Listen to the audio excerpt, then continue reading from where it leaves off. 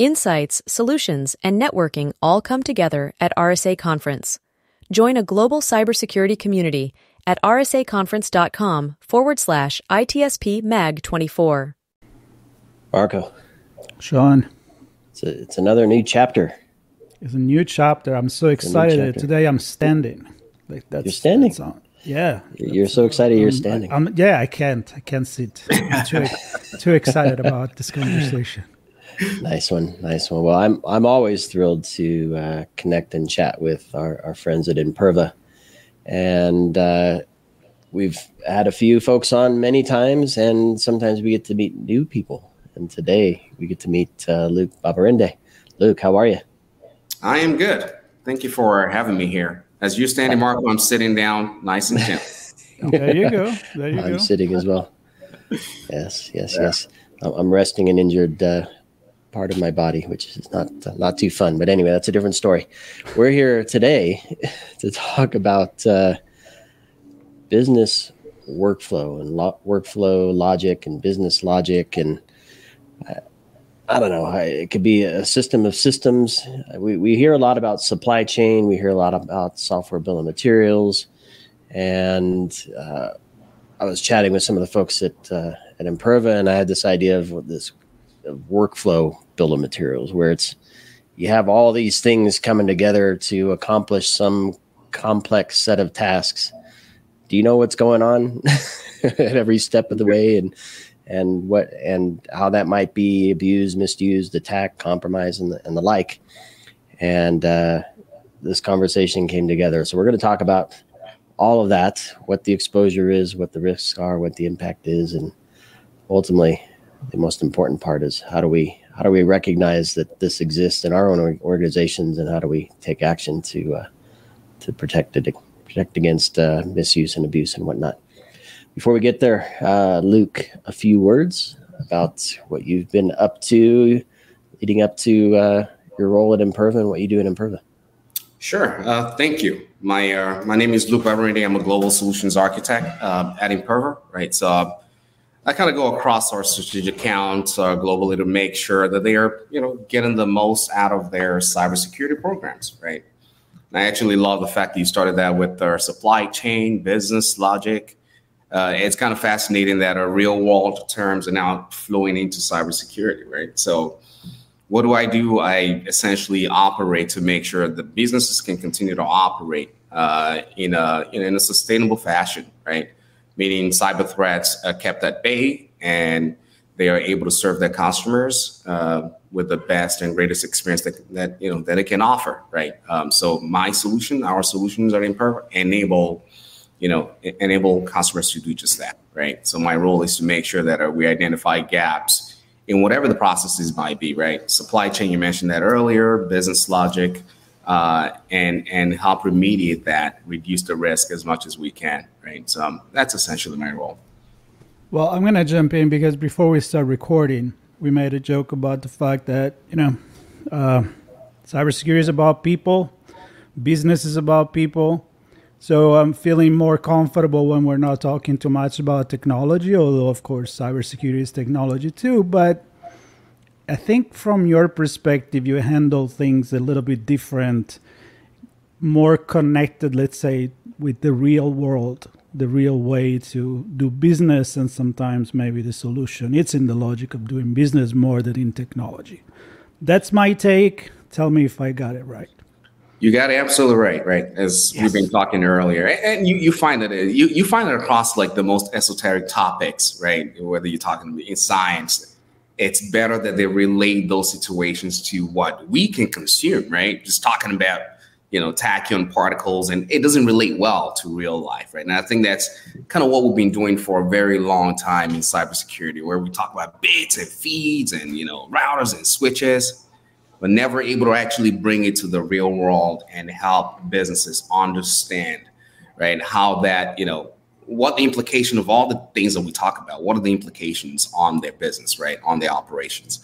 So I really try to focus, I deliberately try to focus more on the real world, the real implication of things, and how do we communicate that across in a way that it makes sense, that it's not esoteric in nature, anybody can understand. My son can understand, he's 8 years old, right?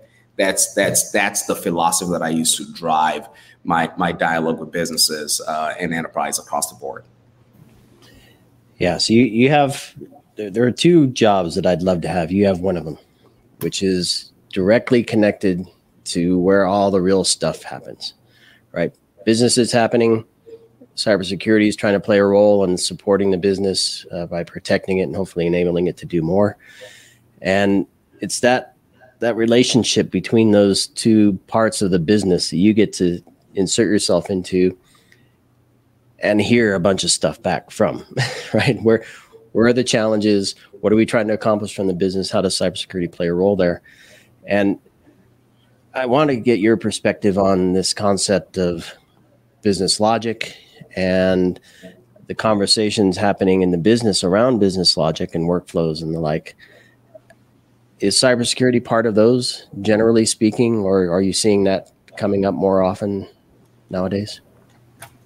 Fundamentally, yes. Cybersecurity is now being, it's right to the board level, right? I had an engagement with a client yesterday where they had what they believe are cyber attacks. But what's the implication of this, right? Okay, somebody's coming after us. It's actually, advanced automated bots, right?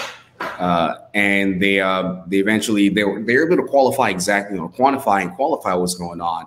They were hitting a SaaS service that they are using, and it's costing them in dollars, right? With every page view, right? Now that's essentially the business logic to provide content to their users, right? But if you have some sort of automated service or bad bots that are hitting the same service, right? Not only are they paying for it, it's taken away from the experience of the users, right? So spamming, and those are just, they're just fundamentally utilizing what's public, what's there. They're not hacking your database server. They're not doing anything like that. And that's where that business logic piece comes into play, because it's not your application logic where the bytes and bits and like typing special code. It's no longer that, right? And that's where it's been elevated to, the business part of our overall, right? Who owns the business, the CIO and the CIO, right? Right to the board, because there's real implication to ignoring that threat, right?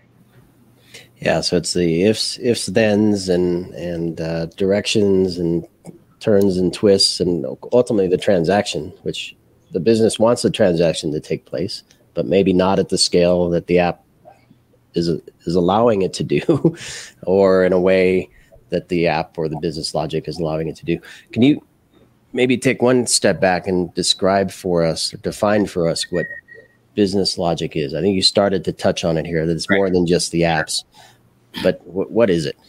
I mean, fundamentally, a business logic is a way for you as a business to provide services to your customer, right? Like your customer comes in to order something. The logic would be that they view the items in some sort of catalog. They then identify what they like. They put in maybe they put in a bucket. They leave for a week. They come back later and go, oh, I like it. I'm going to buy that. You pass it on to order receiving service. Right. And that's another microservice, by the way. Right. So that's another piece of your service. You pass it over to that. They need to authorize payment. Right. And so that's another logic that you need to, plug in. You don't accept credit cards directly on your platform. So you farm that off to another third party. That's another business logic. Right. That full transaction to the point of delivery, the whole logistics around it, the customer is completely oblivious to that. Right. And that's that's various business logics that are intertwining to deliver that service. Right. And that's essentially what business logic is. Right. Now, when you overlay attack over that, it's effectively a bad actor coming in to say, oh, this business logic is right out there. It's approved. I can make use of it just like anybody else. Let me see what else I can do with it. Right. Again, they're not going after your conventional database servers or logic and your application flaws. They are simply utilizing your service as built, right? Now, imagine the bad actor ordered to go full, catalog, right? Just ordered, everything that you have to themselves. That's effectively attacking your business, your business logic process, right? And that impacts your customers tremendously, because now you're out of items, right? They can no longer buy from you. So it's gone because the bad actors kind of, attack your business logic layer to circumvent all your controls, right? That's essentially what it is.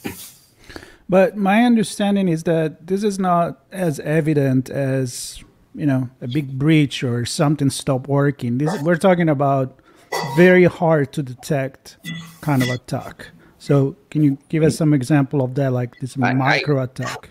I think Taylor Swift may disagree with that. Right? Whoops, sorry about that. No, well, you're actually absolutely right. I think early on when we started to position bot mitigation technology, right, the biggest constraint that we ran against was we would present the solution, present the use cases, and a lot of times the clients say, "Hey, I don't have the problem. I can't see it anywhere. So sorry," right? So we ran into a wall where we needed to find evidence of something happening, right? Which they couldn't find themselves because, again, it's going through all the controls. They can't see it. They can't qualify it. And if you cannot qualify that it's even happening, how do you quantify the risk that you face, right? So that was a major problem, right? But now we are starting with observability, data points that customers have, marketing teams are involved. There's actually more data point now to see precisely the expression of if you have a content out there, if you have a digital service out there, you really want to know who's consuming that, right? And that observability that businesses are getting, right, from the product side, from the services side, security is now leveraging that, right? We can easily leverage that data point because definitively you can qualify that if you have observability into all these processes and who's consuming it, right? So that I think that's where it's starting to change from not being aware of the fact that you have the problem to actually leading with data from all aspects of the organization to say that, hey, there's something weird going on here, and it's costing us tremendous amount of dollars, right?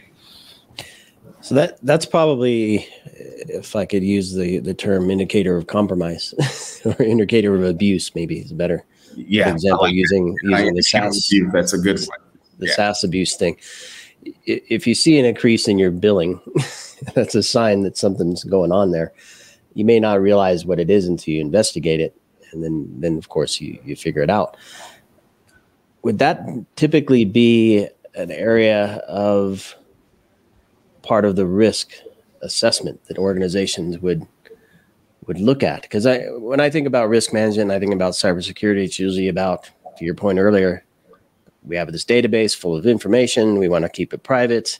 We have to report if it gets breached. So all controls on deck, protect that thing. That is our prize jewel. That's the thing that has the risk around it. We want to make sure that it doesn't get popped. Looking at the SaaS billing would naturally fit in my risk assessment conversation. Are you seeing some of those, maybe some of the trends you're seeing as you're having conversation with your customers, what things they're turning to with respect to analyzing their business, looking more at the business logic and the business workflows, not just the threats that attack specific systems? Right. I mean, the example that I gave earlier about a client that I spoke to very much yesterday, right? They had that same problem. They were blocking thousands of SQL injection attacks, right? Even, denial of, distributed denial of service attacks. They had more of it than I've seen in a while, right? But they didn't have that problem. They didn't have to deal with that problem because it was already being stopped at the edge, right? What they were grappling with was that layer where there were no signatures that could trigger that, right? So effectively, your negative security model is kind of dead in the water, right? Because it's your business logic. It's the way you program the application. They're not doing anything wrong, right? So now businesses are going back to security. Like, hey, why didn't you catch this, right? What's going on here, right? The experience of our users are getting degraded. They are reporting this back to us that the sites are slower. Right, they're reporting back to us that they cannot get items that they want because we're seeing that one person has grabbed all of them, right? So they're going back to security and say, hey, what can you do, right? And security is kind of playing the whack-a-mole, like, okay, let's try this, let's try that, let's get more data in, and I say that data is overwhelming, right? And it just becomes a whack-a-mole where they're trying their best effort, grab data from wherever they can find, right, and correlate that back to security events. To see where they can find that indicator of abuse, right? And it's a pretty tough thing to do, right? If you don't have the right fundamentals in place to actually track it. Right? Let's go into that example to discuss. We've discussed before, start recording actually in our meeting, the airport. Because for me, it's fascinating, right? Like how things seems like nobody's really watching as much in the airport, but there is actually a lot of watching, a lot of monitoring, and it allows the business to keep running. And I know you brought these examples. I want you to actually bring this metaphor into place, because I think it's kind of like what you're describing, the opposite of whack-a-mole, right? Instead of, or you're going to pull out people in the middle of the corridor and say, hey, you look suspicious. I like that. Let's see what's in your bag. Right? Random check. Yeah.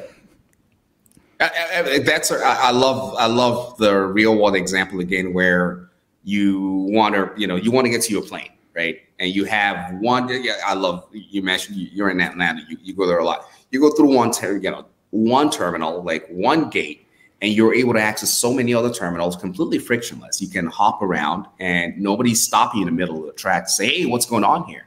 And then the security's got we can learn a great deal from the way that the real world operates, right? Speaking of airport, right? If you're a mayor, say, hey, you just got elected, build an airport, right, for a city, right? You're not going to go, okay, sure, let me build a runway, right? You're not going to go, yeah, let's build a runway, let's get the planes landing, and go, oh, what about the gates? What about actually understanding who's supposed to fly, right? You actually start with that in the real world. You're not going to start with the runway, right? You start with the fact that you need to identify the users that are going to be flying, right? And make sure they are valid, right? They can be on that flight.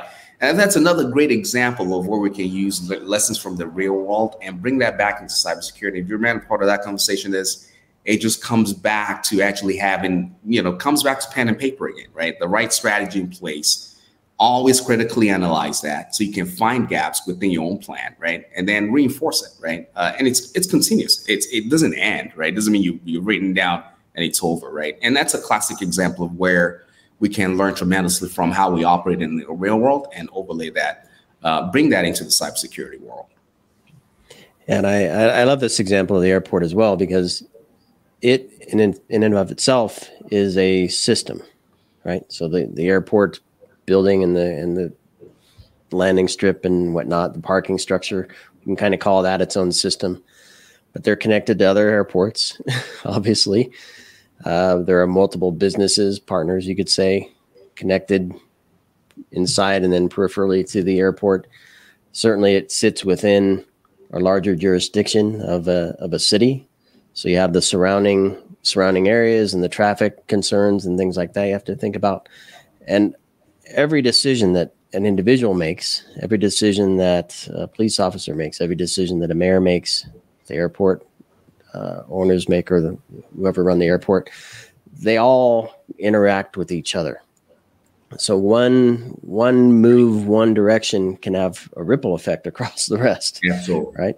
If you don't consider the impact of adding a runway or bringing in a new airline that brings, 20,000 people an hour more than you're used to, you're going to see an impact there.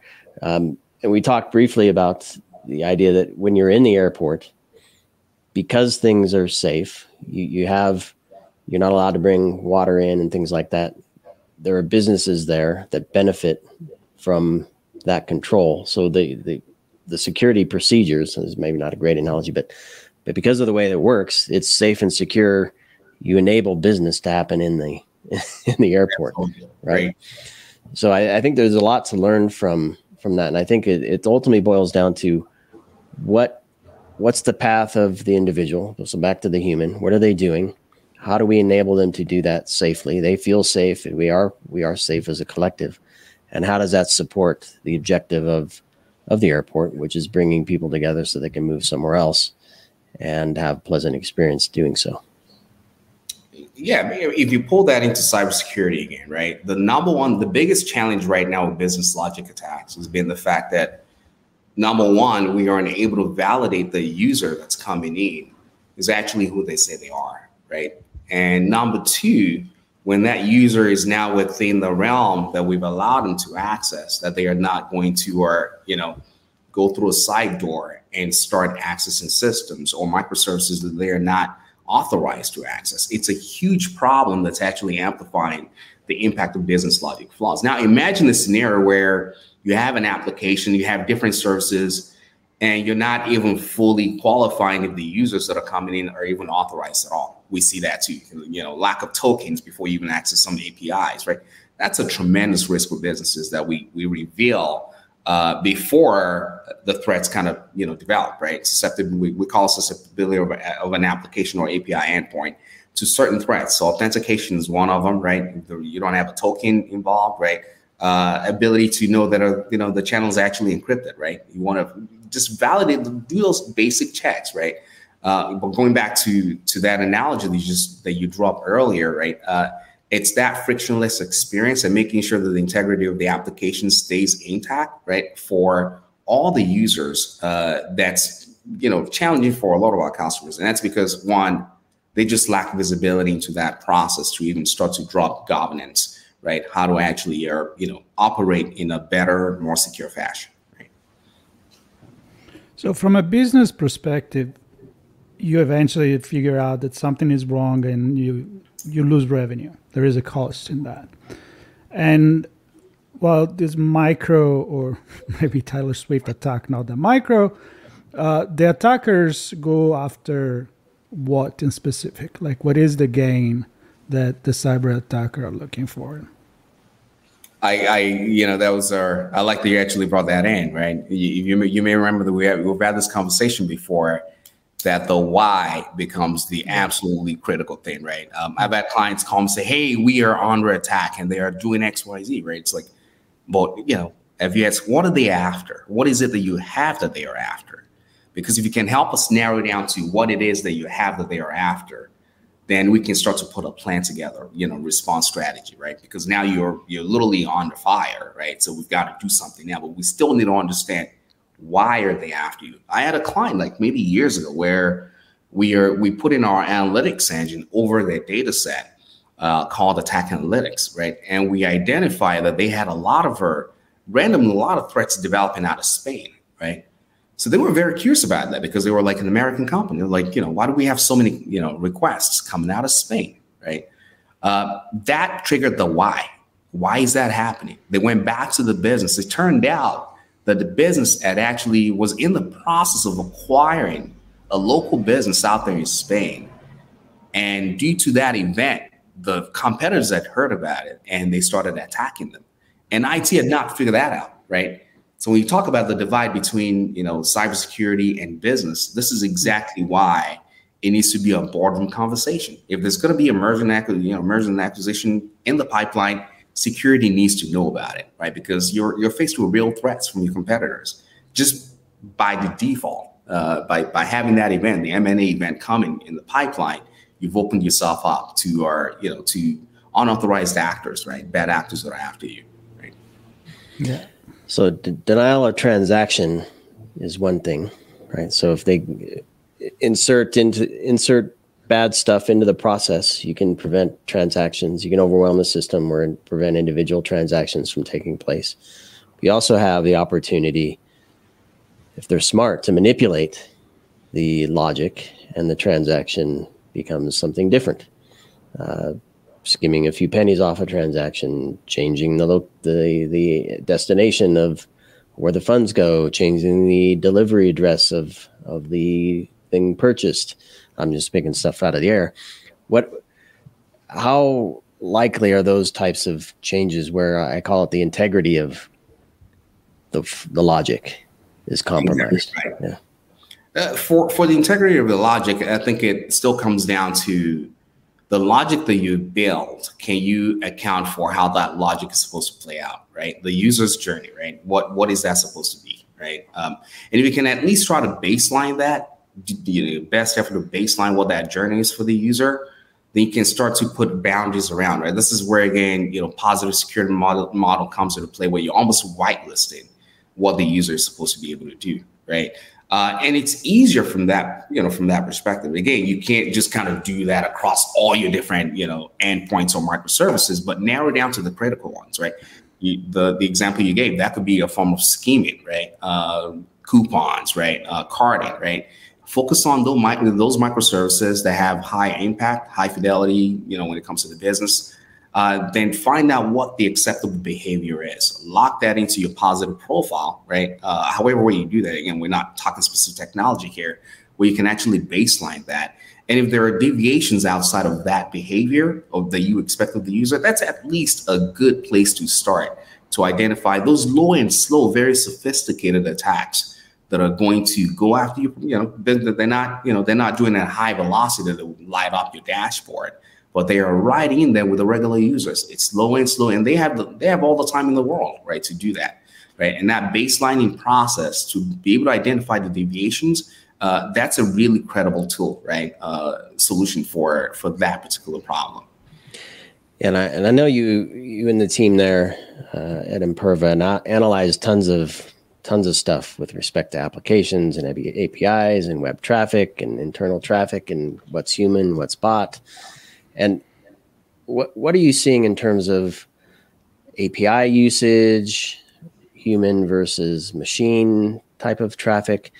And how does what you see in those regard impact the exposure and the risk level that an organization has? Because you talk about adding the payment as a service, the identity authentication as a service, this service that, everything's a service that you're plugging in as APIs into your app that you're building. Right. I mean, the fact that you have all those different services, right? Microservices, no pun intended, but microservices to your broad service, right?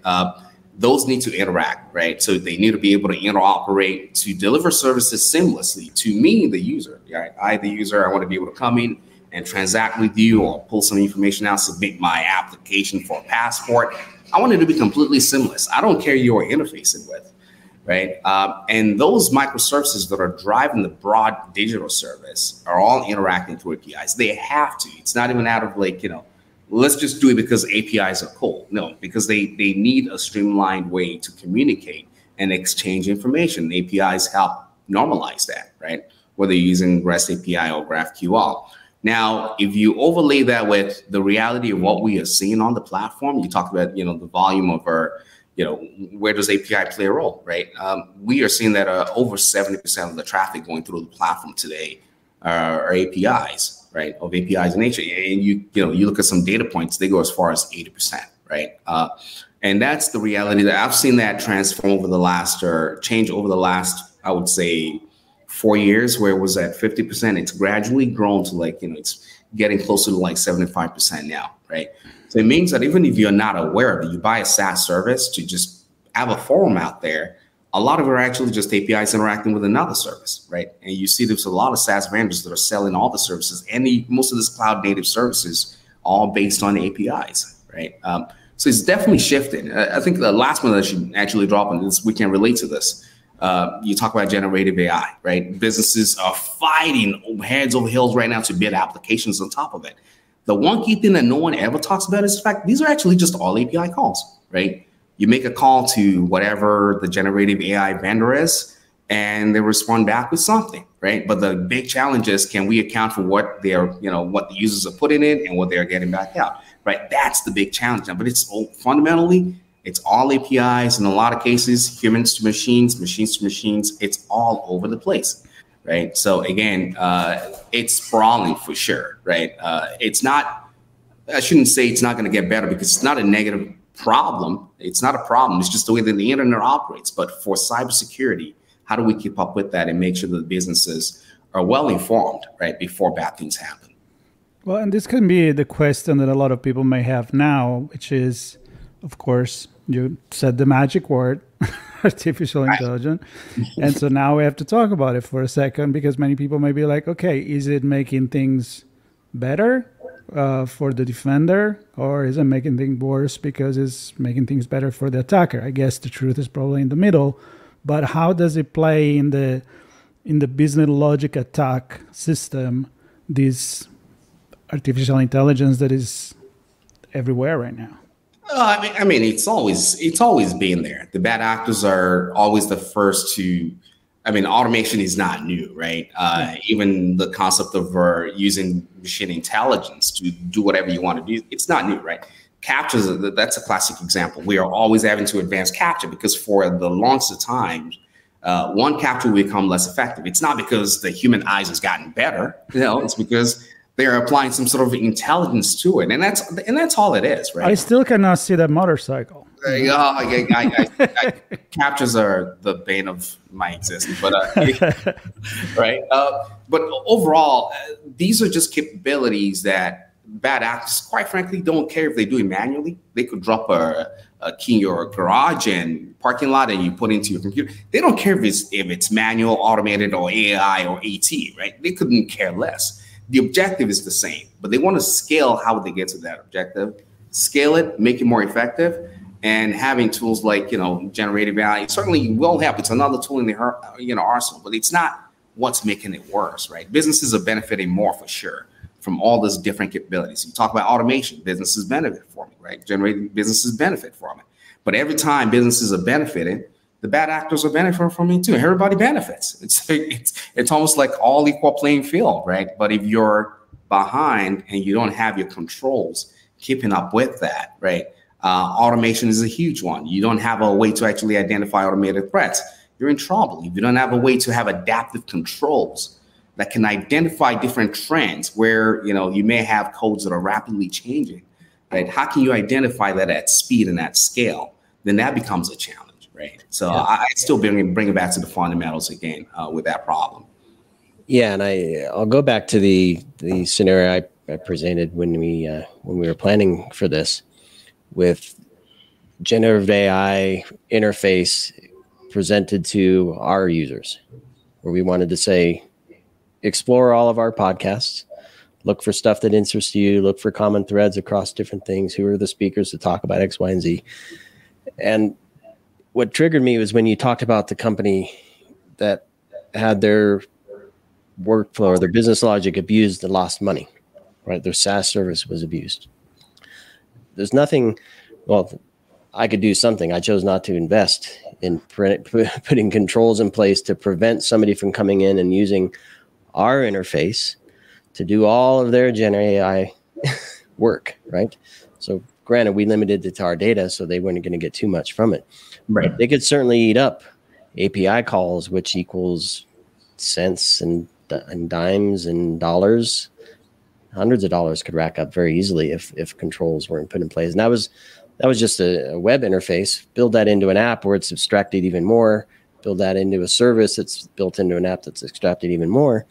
It gets very difficult to kind of follow and monitor all that without some understanding of what the risk is and the abuse. And there's no firewall rule is going to help with that, right? Because it's on a publicly hosted service through an app that's on the web that I'm not necessarily controlling. So it's very interesting to think about the things you have to think through that can totally destroy the bottom line if you're not paying attention to different things these days. I mean, you talked about risk management before, right? Risk management, governance, right? Those two words are not, it's not really something that you hear a lot of times when you meet with the frontline, soldiers that are actively fighting the cyber warfare, right? But if you peel back and you come back to the basics of it, right? Before you put up any digital service, if risk management is actually fundamentally embedded into that go-to-market, then at least you limit your exposure, right? Understand as you scale, you have controls to help you scale in an effective fashion, right? In a secure fashion, right? And, not in words, but there are ways to actually do this as an example, right? Instead of having, I work with a lot of our technology shops where they have so many technologies, and you ask we have X doing that, we have Y doing, but it's like they just don't interface, right? It's like it's not concentrated. There's no consolidated approach to it. And again, when you have that, your problem just sprawls on, right? So these are fundamental problems that we have where I think if we go back to risk management, find out how controls can compensate one another, right? And drive that into our governance strategy. There'll be better outcome. Better governance will yield better outcome, right? When it comes to a lot of these threats that we talk about, right? However advanced they get, right? Overall, right? And it all goes back to knowing your environment, knowing what is happening, so you can actually find out if something is not going the way it's supposed to be going. So let's get to the point of, how Imperva approaches this kind of things when you work with customers. It's like, again, it's to try to avoid the guessing game, and I love also the fact there is almost, when you describe it, almost an investigative approach at the beginning, when you're like, okay, what's going on in the company? The Spain example, it's typical. Like, that's not going to be the computer or the technology. Right. It's going to be the conversation with the business that you figure it out. So the whole picture is human, technology, and yeah, I think, I love that you actually brought that up. But what I always say is, if we bring the word back again, generative AI, right? It's not, when it comes to creativity, humans win all the time, right? We are extremely creative in what we can do, right? We can think outside of the box very rapidly and readapt, right? And that's exactly where that human intelligence comes into play, where you can have so much data, but if you don't have a good set of advanced capabilities, humans, right? The eyes of humans that are experts actually looking at this to connect the dots. You may just be sitting on millions of events. You're not even aware of how to, pull it all together, right? And what we do essentially at Imperva is to try to find a way to replicate what you would expect a good analyst to do, right? And that starts with a good sanity check, right? Having negative security model layer infused with positive security model layer, right? And then monitor the behavior of the users that are going to be accessing the assets, right? And that takes multiple layers, right? So you need a consolidated strategy where you can consolidate controls that are able to do that, but they are not doing that in silo, right? They are talking to one another. They are part of an integrated core that can deliver that seamless service, right? As a security as a service at that point, right? And then make sure you're able to concentrate your controls, right? It's not just a safer consolidation for consolidation's sake. What we pride ourselves on is actually having the best of breed, whether it's bot protection, DDoS protection, your conventional web application firewall, right? That we've been doing that for 20 years, right? And now API security, right? It glues it all together. And you want to talk about all that stuff? It's not the application that's holding the data. The application doesn't have anything on it. There's actually the data side of it where the data is sitting somewhere, right? Do you have visibility? Can you account for what the users are doing there, right? So that's exactly what would help our customers do. From end to end, the data starts with the data, right? And all the elements that are trying to consume that data, right? And being accountable across the board. So I agree. It starts with the data. And I would say it also, if I can say this, starts with you and the conversations you have with those customers, because I can only imagine that a lot of them have preconceived notions, things they've done in the past, teams they've built that do things really well. They don't want to rock the boat necessarily. We have programs and processes and procedures and everything in place. We believe we have a handle on this, or at least our risk. And it's the conversations I think you have with these folks that raise awareness of these different abuse vectors and the ability to provide visibility, starting with the data, to say, this is where abuse can take place.